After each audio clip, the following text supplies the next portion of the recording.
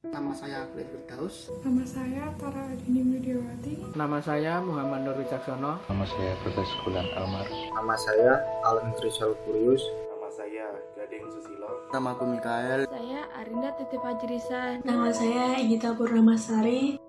Indonesia memiliki banyak agama, suku, dan budaya. Namun saat ini kebanyakan di masyarakatnya kurang memiliki semangat toleransi, khususnya toleransi antar umat beragama. Banyak masyarakat yang masih mengedepankan ego dalam berkehidupan dan belum menjadikan Pancasila sebagai pandangan hidup mereka. Tidak sedikit masalah-masalah intoleransi bermunculan yang merusak nilai toleransi yang sebenarnya. Di sana tempat lahir beta,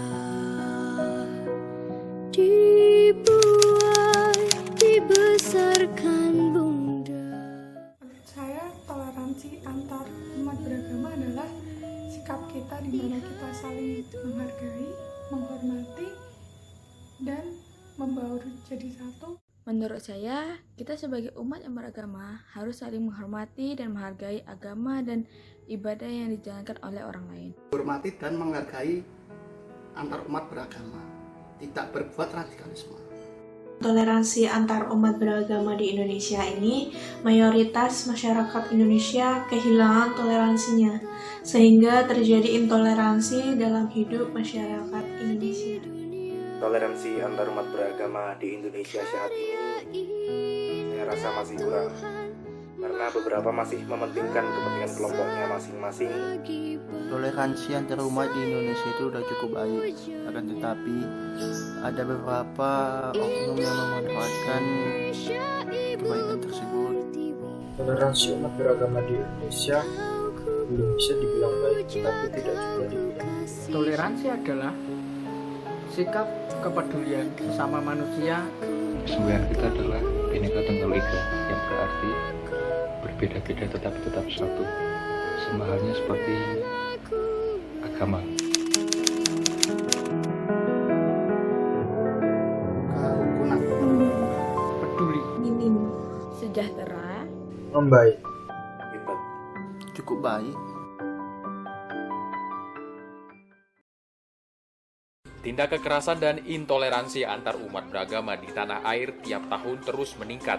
Bukan hanya di antara elemen masyarakat, berbagai kasus pelanggaran kebebasan beragama juga dilakukan aparat dan institusi Insiden negara. intoleransi kembali terjadi di Yogyakarta. Seorang pendatang asal Semarang, Jawa Tengah ditolak warga Dusun Karet, Desa Pleret, Bantul, Yogyakarta akibat berbeda keyakinan dengan Kasus mayoritas intoleransi warga. setiap tahunnya.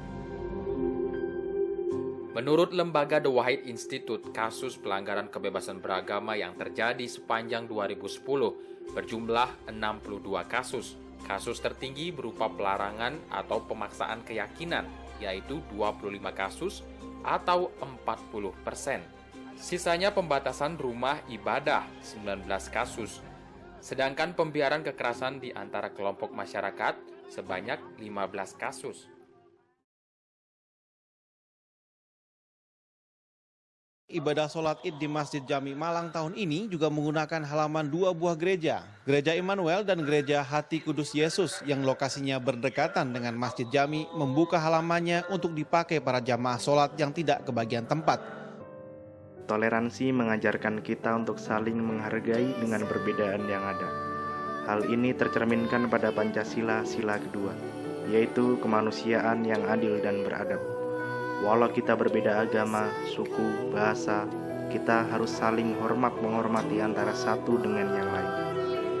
Semoga kedepannya toleransi bukan hanya sekedar ungkapan kata saja, melainkan harus benar-benar terrealisasikan.